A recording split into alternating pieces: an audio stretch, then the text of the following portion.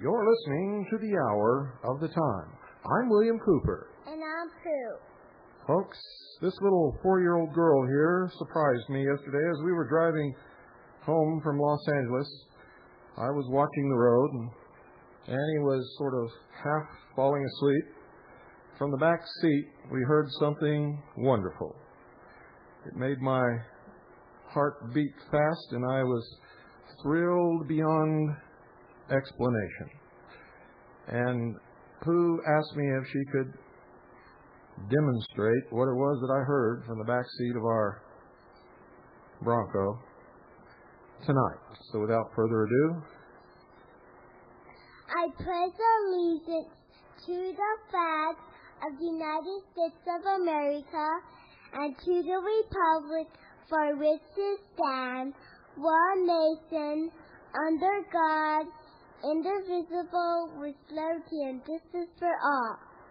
Folks, I don't know where she learned that, but I am so thrilled and so pleased and so proud of my daughter, Pooh. Don't go away. We've got a lot of things to talk about tonight. Pooh, thank you so much for sharing that with us.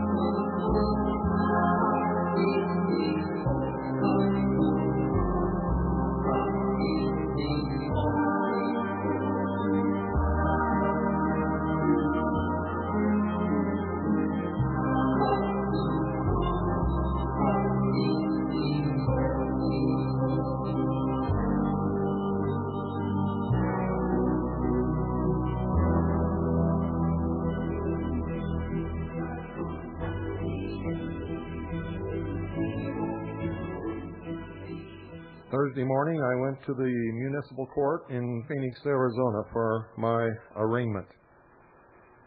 I had everything all prepared, exactly what I was going to do and what I was going to say. As I approached the bench, before I could open my mouth, the judge said exactly this, and I quote verbatim, "It appears that you have irritated someone I have 2 counts of disturbing the peace.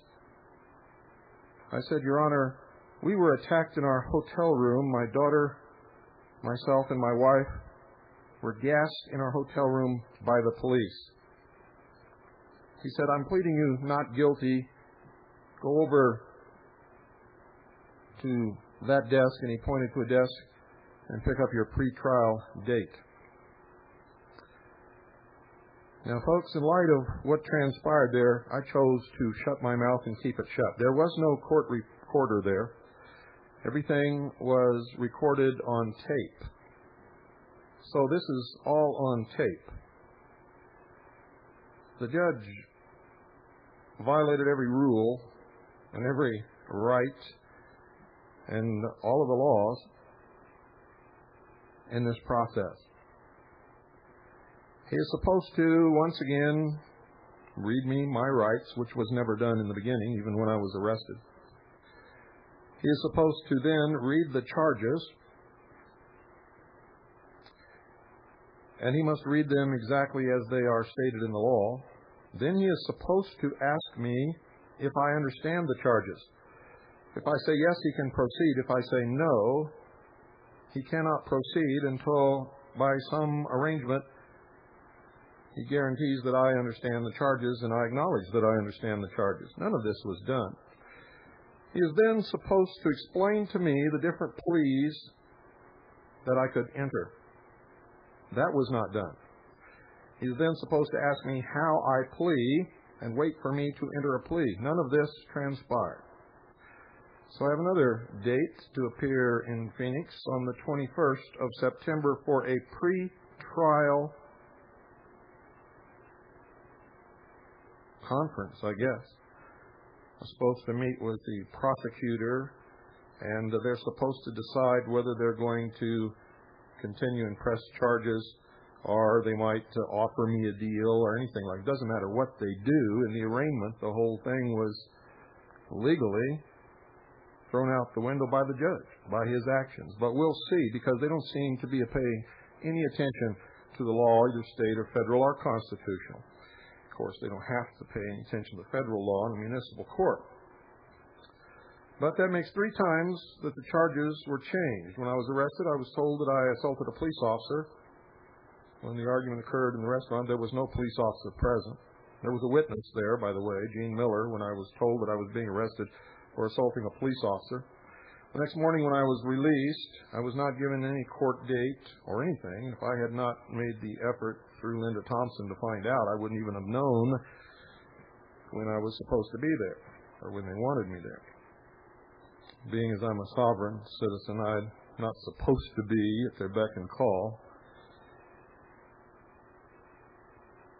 And so it all transpires. On this piece of paper, when I was released from the jail, the morning of the 18th, it said that I was charged with assault, a misdemeanor, so it could not have been assaulting a police officer, as that would have been a felony, and not disturbing peace, but disorderly conduct. Assault and disorderly conduct, 2 misdemeanors. When I got into court, the judge said it was 2 counts of disturbing the peace. So I still, as of yet, don't know what I'm charged with.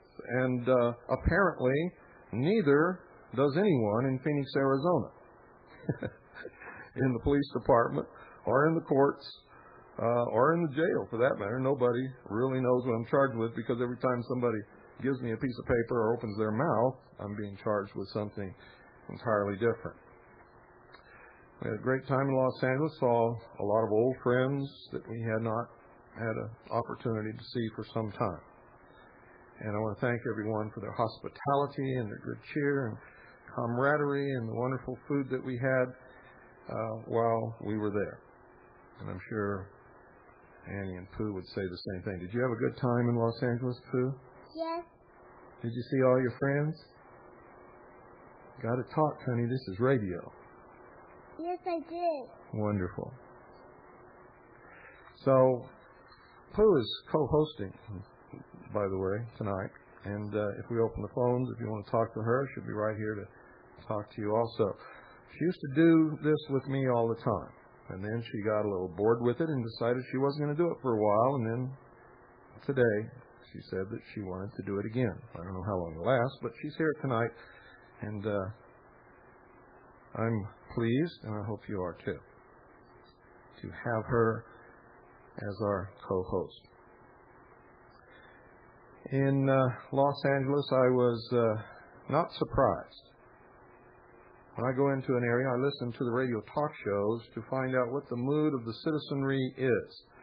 For whatever they're discussing on talk radio reflects what people are thinking about in the community, anywhere you go. And even if they don't want to talk about what the people are thinking about, somebody will always break in and bring up the subject that's taboo, and they will always try to get a little bit gruff and pop them off the air or something. Never happened in L.A.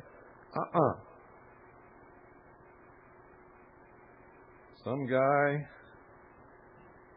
kept telling you to call area code blank, blank, blank, blank Tom. Tom Likas is his name. And not only in Los Angeles area, but all over the country. His big topic for the weekend was his 20th high school reunion. And if I remember correctly, he had ignored the invitation to the high school reunion, which was sent out a year previous to its occurrence, because he didn't want to go. He didn't like high school. He didn't like anybody in high school. He didn't want to be reminded of it, and he didn't want to go to a high school reunion because all that was there was a bunch of fat cheerleaders and alcoholic jocks. Well, when I heard that, I knew that Tom didn't like high school because in high school, he was the twerp nerd on the block, and nobody liked him. The only explanation, folks. And everybody who called in was the same way. They didn't like it because nobody paid attention to them, or they were a new person, and they couldn't get in the cliques. This all smacks of maladjusted social skills and an immature personality. In other words, their friends were dealing on the level of the age that they were at. And these little children were still back 6 or 7 years, unable to deal with reality or social situations, or, you know the kind. We all knew them everywhere. Well, anyway, apparently Tom's mother had called the people who organized this high school reunion and told him that Tom was sorry he couldn't make it. He really wanted to be there, but he's a big radio talk show host now, and he just couldn't break away. And Tom was telling us how angry he was and how he had rebuked his mother for daring to work some public relations in his behalf because he didn't like those people. He didn't give a damn about those people, and he didn't want to be with these people, didn't want to see these people, didn't like high school, didn't want to hear it, wasn't going to go. And he whined and whined and whined for hours on talk radio about this and asked people to call in. And the big subject was, should he have told his mother that, or should he have just kept his mouth shut? And so it went on talk radio in California. And wherever Tom Likas was on talk radio across the country. Now, I know Tom Likas. I've appeared on his show many times when he was with KFI in Los Angeles. And I have to say, he always treated me fairly. And he was radically left socialist, way out anyway. But and folks, if you could ever see him, you can understand why he has this attitude and why he's talking about the things that he talks about. But people can't help how they're born, so I've never held that against him, and neither should you. But he's a whiner, and he constantly whines on radio. And that's all I heard on talk radio around the Los Angeles area, were all these talk show hosts whining and talking about the most insignificant things. For instance, one guy was talking about he lived in an apartment, and this woman moved in below him in another apartment in this house. It was actually a house where they had made 2 apartments in part of the house. And he was talking about she smoked, and somehow the smoke was coming up through the floor, and he could smell this smoke, and he wanted to pass a law that people could not smoke below another apartment because the smoke would creep through the floor, and he was getting secondhand smoke and so might die an early death. And he went on for hours about this. Now here we are, ladies and gentlemen, losing our rights, losing the protection for those rights. America is quickly becoming a socialist, totalitarian police state. Our military forces are acting as the police force to the world, invading other nations without their permission. Something that if some other country did to us, we would come up in arms and scream and yell and protest and probably draw our weapons out of our closets and meet them on the beach. And all the socialists would be happy that we have weapons then. But no, it's okay as long as we're invading some other country, and we're getting ready to invade the little country of Haiti, which nobody gives a damn about, nobody cares about unless they're from Haiti and have relatives there. There's nothing in Haiti that affects our national security or that could possibly damage this nation in any way, shape, or form. We're complaining about the military generals who are in power in Haiti. And we don't hear about death squads or necklacing in Haiti under this military government. We're not too far away. One of the most oppressive, inhuman dictators in history exists in a nation called Cuba, and nobody's saying anything about that because he's socialist. You see, these military generals ruling Haiti right now believe in capitalism. They believe in less government, not more. They're not oppressing the people. In fact, things are pretty stable in Haiti under these people. The people who are leaving Haiti are not leaving for political reasons. They're leaving because they're poor, can't make a living. They want to come to the land of plenty where they'll get on social welfare immediately and be taken care of. That's the real reason most people come here from foreign countries. Most people, not all, but most.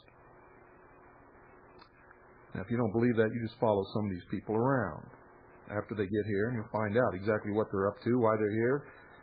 You'll see that they don't contribute much at all. Now, we have the same kind of people here in the United States. While I was in Los Angeles, I was berated for my political position on socialism because there are, and I quote these people in Los Angeles, millions of people in the streets homeless. They can't get a job. Can't get a job. I merely pointed out to them that these poor, destitute people who have nothing, don't have any education, don't have any skills, don't know anything, are leaving Mexico by the hundreds of thousands and crossing into this country, and every single one of them has a job within a week of the time that they arrive here. And these twits are telling me that we have millions of homeless in the streets. They can't find a job. Well, the truth is, folks, is they've discovered that they don't have to find a job. Somebody will take care of them. Many of them like the free life of living in the streets. You see, I've been down there and I've talked to them. Most of them wouldn't go sleep in a free bed if you gave it to them because they don't want it. They need a meal, they go to the mission. They need clothes, they go to Goodwill, or they go to the mission, or they go to one of the many other places where they can pick up clothes, where they can pick up a meal.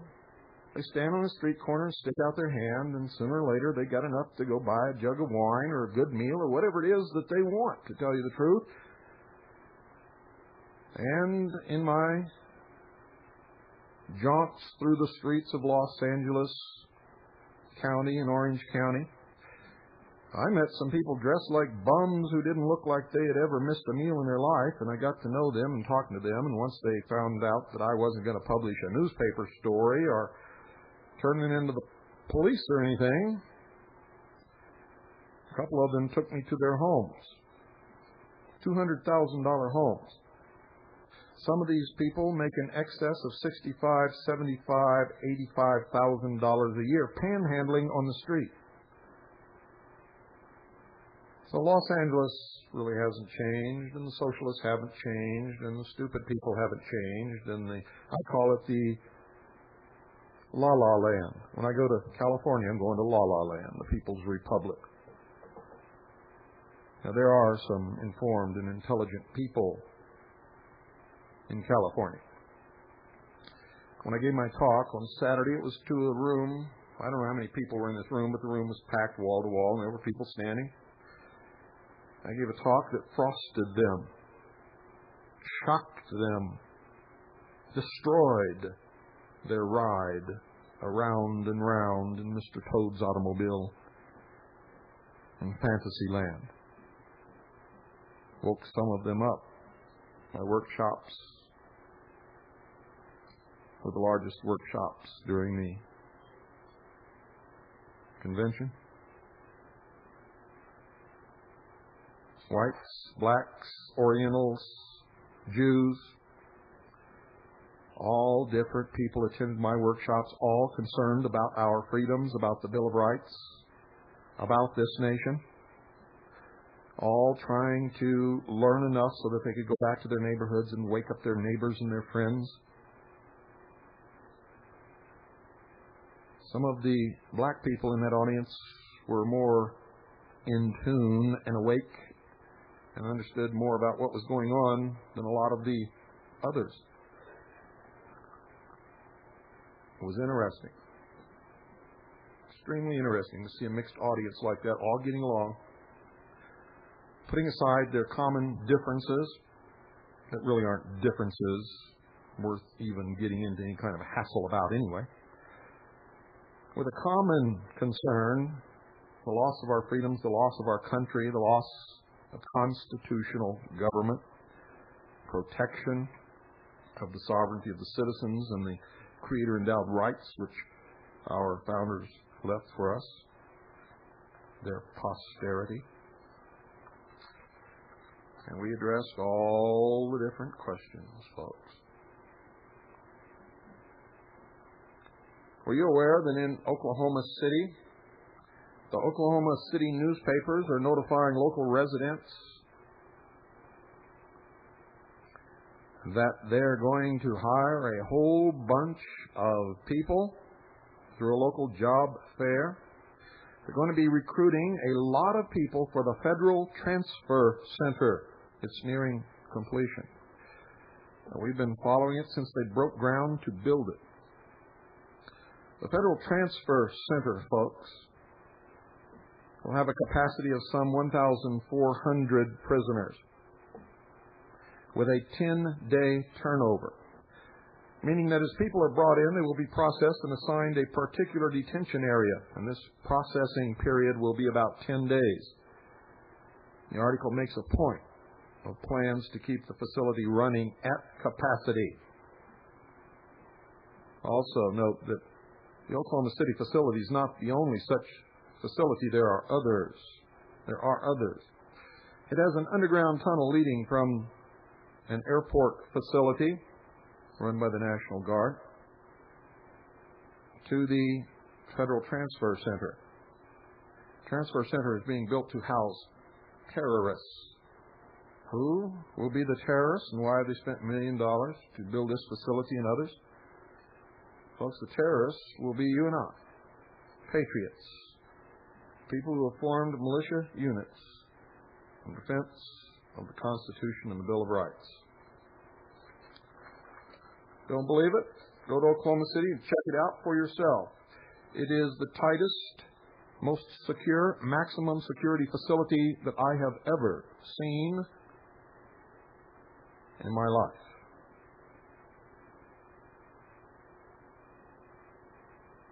The trying time is not far off.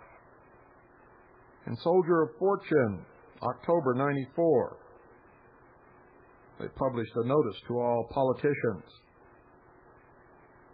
It repeats the theme: we will not disarm, we will not disarm, we will not disarm, we will not disarm. Will we be deceived by shameless liars who say that disarmament equals safety, helplessness equals strength, patriotism equals criminality? Or will we mark the words of our forefathers who wrote in plain language, the right of the people to keep and bear arms shall not be infringed? Let us make known we will choose the latter option in every case. Legislators, do your duty to your country. Uphold the Constitution as you swore to do. Do not shame yourselves by knocking loose the mighty keystone of this great republic the right to bear arms. Justices, do your duty to your country. Examine the origins of our right to weaponry and uphold your letter and spirit of the Constitution. Lawmen, if there are really any true lawmen left in this nation, and don't call me and tell me that you're a police officer, or you're a member of the state police, or the Department of Public Safety, or a municipal police officer, and you're on our side. If you were on our side, the things that are happening across this country would not be happening, and you probably would not be a police officer. You would have been fired. Lawmen, if there are any left, do your duty to your country. Do not be misguided and misused. Do not be misguided and misused. Your task is not to follow orders blindly, not to obey the orders of your police sergeant or your lieutenant, but to carry out your oath, to protect and to serve, to uphold and defend the Constitution of your state and the Constitution of the United States of America. Your task is to serve and protect, not to oppress, to disarm, and to make helpless your countrymen, to gas 4-year-old girls in hotel rooms because their father had an argument in a restaurant. To the blind, the ignorant, the apathetic, the safe and sheltered, these may seem to be concerns of another age. They are not. They are as vital as they ever have been through history.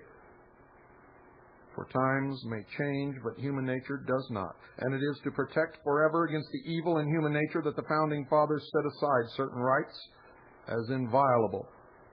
For these reasons we must now make known we will not passively take the path that leads to tyranny. We will not go down that road. We will not disarm. If we do not disarm and you attempt to force us to disarm, there will be war in this country. And if there's war and we prevail, you will be arrested. You will be tried by a jury of your peers under the Constitution, under the correct procedure in the law. If found guilty, you will pay with your life. You will hang by the neck until you are dead.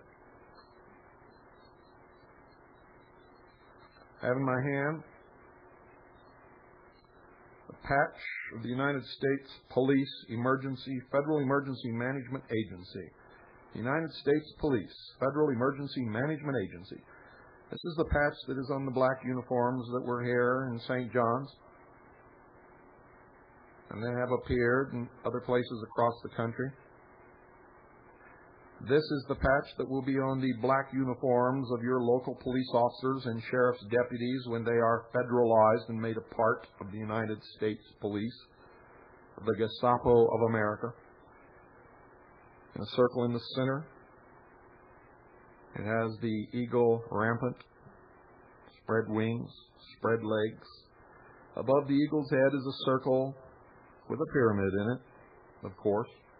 If you've been listening to this program, how could you possibly expect anything else to be there?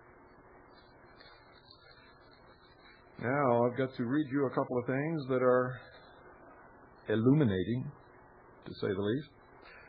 The Pentagon, General News, Associated Press, under the topic of UFO debunking, today, 6:25 p.m., sent in by somebody at a radio station. Pentagon, the Air Force is hoping to shoot down lingering claims about a supposed alien spacecraft incident. Folks, this is an aside. That's what they say that they're doing, but if you listen very carefully, you'll see that they're just opening more doubt, and this will make people believe that they're hiding things even more. It will make people believe in this incident even more. Listen very carefully. The Air Force is hoping to shoot down lingering claims about a supposed alien spacecraft incident. The service has issued a report on what's become known as the Roswell incident. It's about debris found near Roswell, New Mexico in the 1940s that was later claimed by some to have come from a so-called unidentified flying object, or a UFO. But the Air Force is now hoping its report will put those claims to rest. Major Dave Thurston says the report is exhaustive, includes more than 2,500 pages of documents. Now listen closely, folks. The report concludes that the debris was in fact a secret Army Air Force weather balloon designed to monitor Soviet nuclear testing. Information about that now has been declassified. Now, if you go to your books and find the date of the first Soviet atomic test, all will be made clear to you. And once again, the United States government, while pretending to debunk UFOs, is actually promoting more cries of cover-up, conspiracy, extraterrestrials are real, or you wouldn't be doing this. You watch and see. Listen to the loony fringe of UFO magazine, Vicky Cooper and what's his name? What's his name? Don Eckert.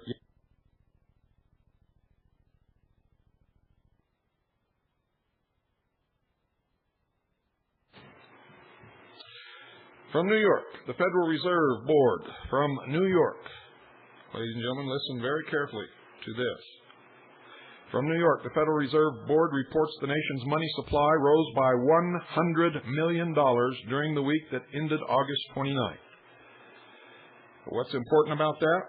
Well, I'll tell you right after this break. Just remember that the Federal Reserve Board reports the nation's money supply rose by $100 million during the week that ended August 29th. Don't go away. I'll be right back.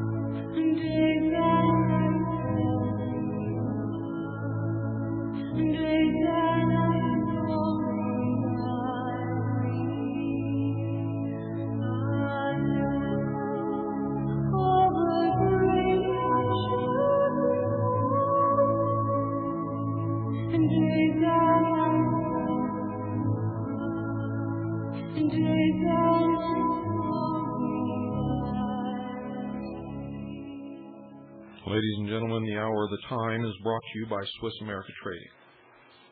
Swiss America Trading. You know, when I went to Phoenix on Thursday, someone met me at the courthouse and accompanied me inside for the arraignment. Someone who didn't have to be there, took time off from a heavy, heavy business schedule, kept a very expensive CPA waiting. The man's name was Craig Smith, the owner of Swiss America Trading.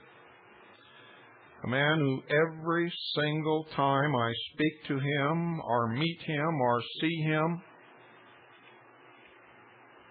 I am more and more impressed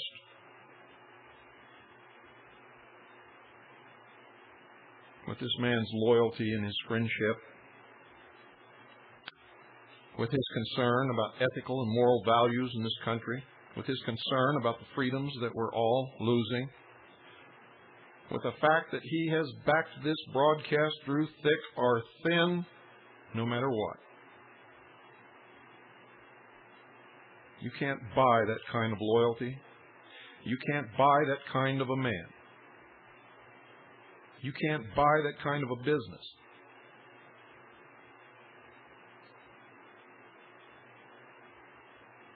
And he holds tight rein over those who work for him. I don't mean that he spies upon them or that he goes around cracking a whip, but he insists upon the highest ethical and moral standards in his firm. The same standards that he lives his life by, and the same standards that I fight on a nightly basis to promote throughout this country. He's concerned about preserving freedom as I am on this broadcast. And he's not some fair weather advertiser who's here as long as the program is not controversial, or we're not making enemies or ruffling the feathers of someone. He's always there because he cares. He cares about his family. He cares about your family. He cares about this country. And he knows, as I know, that without God there can be no creator-endowed rights. Without a Constitution and a Bill of Rights, there can be no protection of those rights. And without those rights and without protection of those rights, there can be no family, there can be no income, there can be no good life, there can be no American dream. He knows it. And I know it. There's a nation of sheeple out there who don't even have the slightest idea, and there are people who listen to this broadcast every night who hear it, understand it, and know it, and still don't act upon it. And I've repeatedly told you, as Craig will tell you himself if you call him at his office, that we don't insist or even honestly care if you do your business with Swiss America Trading, but we do care that you do your business with someone and you protect your family against the sure collapse that's coming. And it's coming, and it's coming a lot sooner than any of you have even dreamed in your wildest imagination. Call. Call if you don't like what you're hearing. Tell them what you want to hear. Tell them what you want to invest in. Tell them what kind of metal you want. Tell them what you can afford to pay. Talk to them. It's your money, and when it's your money, you're the boss. If you ask for advice, they'll give you advice. They'll tell you what they have. They'll tell you what they believe is the best deal right now. If you don't like them, you can tell them what you want. And if that's what you want and it's not good, they'll try to tell you why it's not good. But if you insist upon it, they'll give it to you because you're the customer and you have a right to do what you want with your money. And if you don't like any of that, ask to talk to Craig Smith personally, and he'll sit down and talk to you and try to do what's best for you. Remember, folks, I don't attach my name to just anything. You all know it. All of you who have been listening to this broadcast for a long period of time know it. Those of you who have just been listening for a short period of time, you probably don't know too much yet. But you will if you just keep listening. You see, I've given my personal word. I back our sponsor like they back me. With loyalty, with my personal word, my personal honor. If you ever believe for one single minute that you've been cheated or mistreated by Swiss America Trading, you call me and I'll call Craig, and between Craig and I, it will be made straight just as quick as you can blink your eyes. I guarantee it. If it's not, I've said on this broadcast time and time again, and I mean it, I'll drop Swiss America Trading even if I have to pay for this broadcast out of my own pocket, and I'll keep this broadcast going as long as I can afford to. Because ethics and morals and freedom mean more to me than anything else, and it means more than Craig, so that's why I know it's never going to happen. It will never happen. If you're concerned about the economic security of your family, the financial security of you and those you love, Look around. Look at their faces now. Look directly in their eyes. And if you can't assure them right now that you have taken the proper steps to protect them against an economic collapse in the near future, then you must call. Do it right now, 1-800-289-2646. If you're not happy with what you hear, call somebody else. But do something to protect yourselves. You see, we can't fight if you're in a ditch with nothing to eat and nothing to protect yourself with. When you think that I'm just saying this, you're mistaken. I need an army of Americans who are healthy. We all do, to survive. 1-800-289-2646. Do it right now. 1-800-289-2646. Great weight will be taken off your shoulders, and you'll be glad that you did.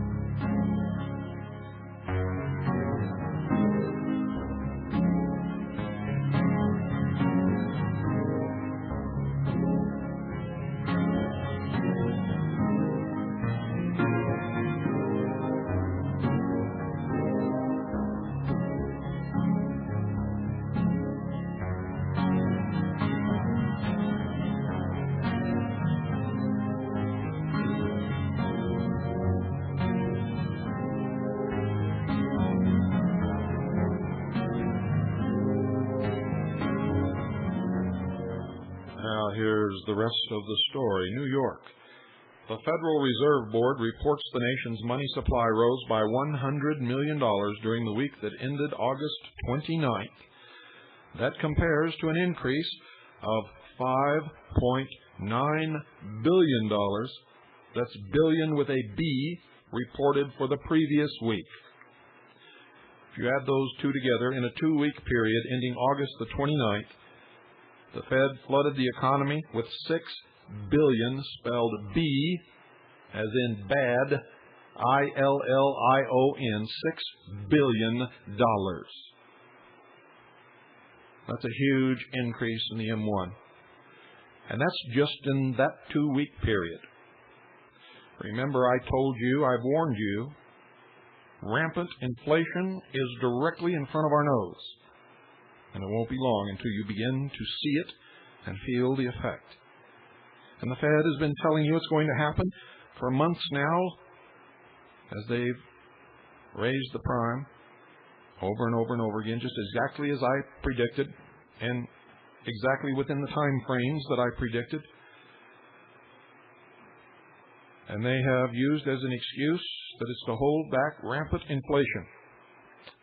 Inflation is caused by putting more money into circulation than the gross national product for any given year. You had better prepare yourselves, ladies and gentlemen, or you're in for a big, big fall. And I'm afraid I won't be able to catch you. That's how far down this fall is going to be. One of the things you can do to help, one of the last-ditch efforts at legal and bloodless solution to our problem is to join the Constitution Party. Constitution Party. And you need to start calling your local talk radio stations while they're on the air and tell them about the Constitution Party. And tell them they need to contact somebody at the Constitution Party and get them on the air and talk about it. Because it's going to change history.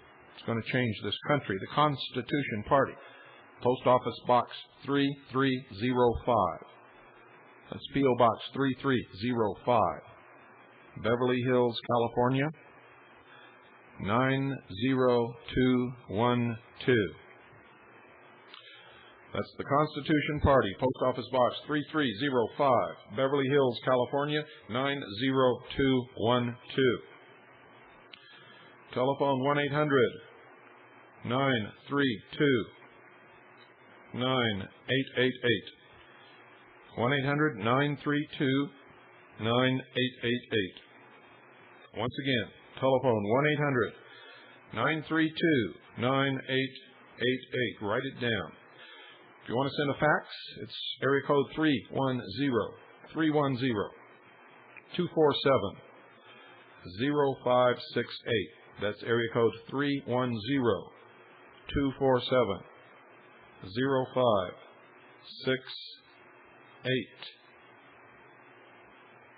Here's just a partial list, folks, of the founding members of the Constitution Party. Me, yours truly, William Cooper. You all know who I am. Robert Atkins, the famous doctor of alternative medicine and author of many books, Robert Atkins. Frank Barcelona represents Bruce Springsteen and the group known as U2. Larry B. Kraft, he's the attorney who's beaten the IRS in tax cases, and he worked with Benson on the books entitled The Law That Never Was. Bob Bishop, a newsletter writer. Jim Blanchard helped legalize gold, and he's a very famous newsletter writer in the financial sector. Doug Casey is an author of the biggest selling financial book in history. Larry Dodge of the Fully Informed Jury Association. Ron Paul, he was a congressman and he ran for president on the Libertarian Party ticket. Bob Prechter, famous author of the, quote, Elliott wave theory, end quote. My friend Aaron Russo, he produced Trading Places. Very, very good movie with Eddie Murphy. He also produced The Rose with Bette Midler, won an Emmy, a Tony, and had films nominated for various Academy Awards. Also my good friend Linda Thompson, no explanation necessary. For those of you who listen to Shortwave, you know who she is. James Turk, author and newsletter writer. Jonathan Wright, very famous doctor who ran a wonderful clinic up in Washington, was raided by the criminal FDA, who destroyed his practice, confiscated all of his equipment, patient files, everything. Roger Friedenberg, radio talk show host, and there are others. The Constitution Party, folks. We, the founders of the Constitution Party, hold that our federal government has consistently violated the Constitution of the United States.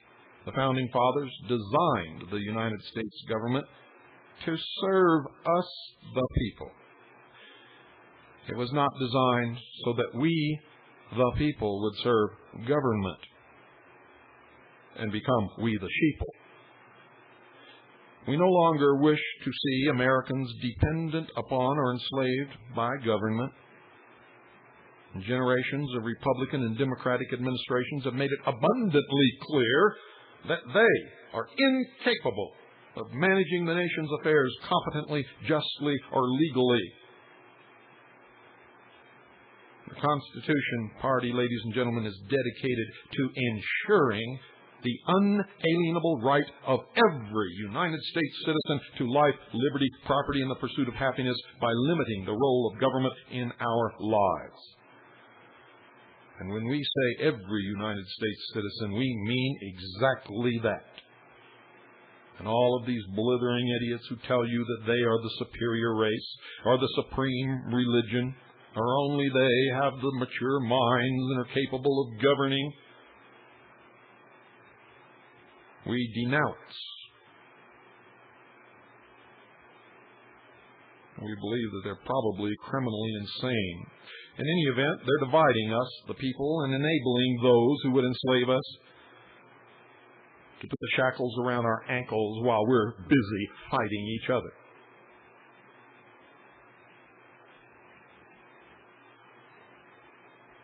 Oh, yes.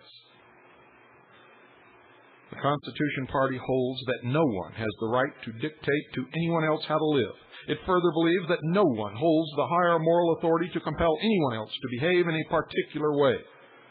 The The Constitution Party maintains that each individual has the right to behave according to his or her self-determined moral principles, provided the pursuit of these principles causes no physical harm to any other person or his or her property.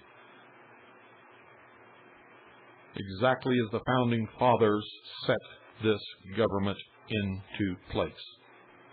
The Constitution Party believes that if there is no victim, there is no crime. That is exactly the legal system that was begun in this country, known as the common law.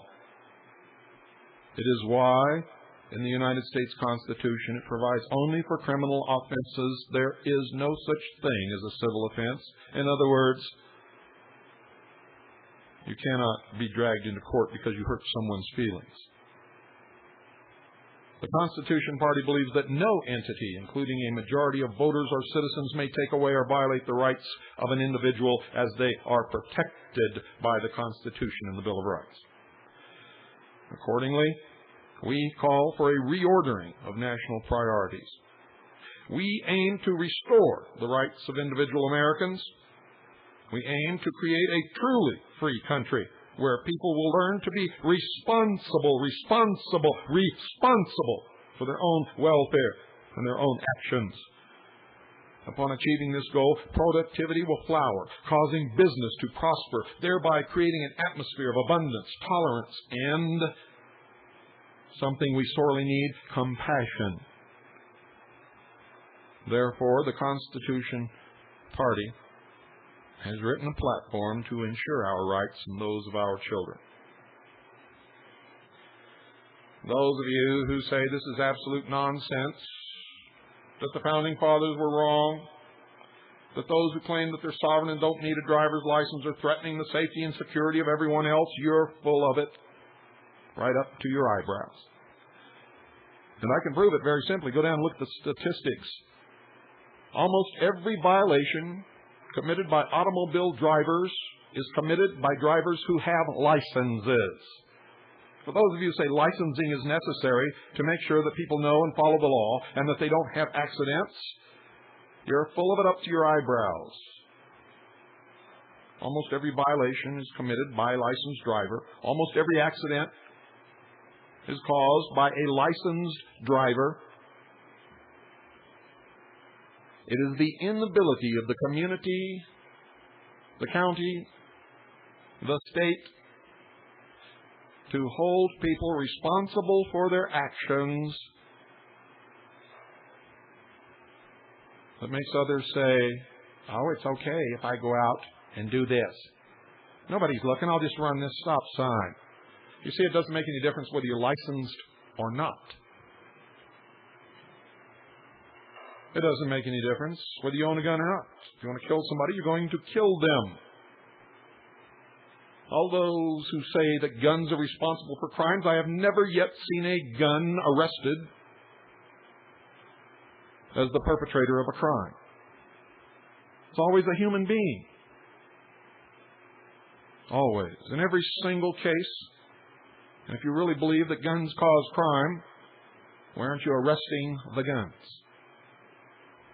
Well, we all know the answer to that, don't we? Don't we?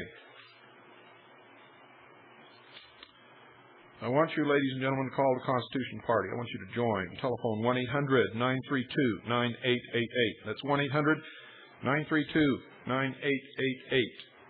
Or write the Constitution Party, Post Office Box 3305, Beverly Hills, California 90212. I want you to call every talk show host in your area while they're on the air. Talk to them about the Constitution Party. Give them the phone number. Give them the address. Tell them we're going to turn this country around. We are the last hope. The Libertarian Party has failed a long time ago. They've had 20 years to succeed, and they have not succeeded. They will not succeed. We will. The Republican Party and the Democratic Party are both one and the same. It doesn't matter which one is in power. We still lose our rights and creep toward one world totalitarian socialist government. While you're at it, I want you to write letters to Larry King Live and Rush Limbaugh. Write letters to Larry King Live and Rush Limbaugh. I'm going to give you the address of Larry King Live right now. Write letters. Tell them about the Constitution Party. Tell them you want to hear about the Constitution Party. Give them the address and the phone number. Tell them you're an American. You want to see this country turned around. You don't want to live under totalitarian world socialism. Larry King Live, 820 First Street, Northeast. That's N-E, means Northeast. Larry King Live, 820 First Street, N-E, that's Northeast, Washington, D.C., District of Criminals, 20002. That's 20002. Once again, Larry King Live, 820 First Street, Northeast, Washington, D.C., 20002. That's 20002. The address for Rush Limbaugh. Rush Limbaugh. 2 Penn, spelled P as in Paul, E-N-N. 2 Penn Plaza, 17th floor. That's Rush Limbaugh. 2 Penn Plaza, 17th floor. Yep, you guessed it. New York, New York. 10021. That's 10021. Once again, write to Larry King Live and Rush Limbaugh. Rush's address again is 2 Penn Plaza, 17th floor, New York, New York. 10021. Don't sit down and not write because you say they'll never listen to you. If enough people write, they'll listen. Their jobs depend upon ratings. If enough people demand it, they'll do it. You see, because they're not like me. They care how many people are listening. They care what the people want to hear because that's how they make their money, and don't you ever forget it. Do it now. Make sure you're listening tomorrow night, folks. We'll have a call-in show. And if I can talk Pooh into doing it, or she wants to do it, we'll have her lead us off with the Pledge of Allegiance once again. Does something for my soul to hear a 4-year-old recite the Pledge of Allegiance, the flag of the United States of America. Good night, folks, and God bless you all.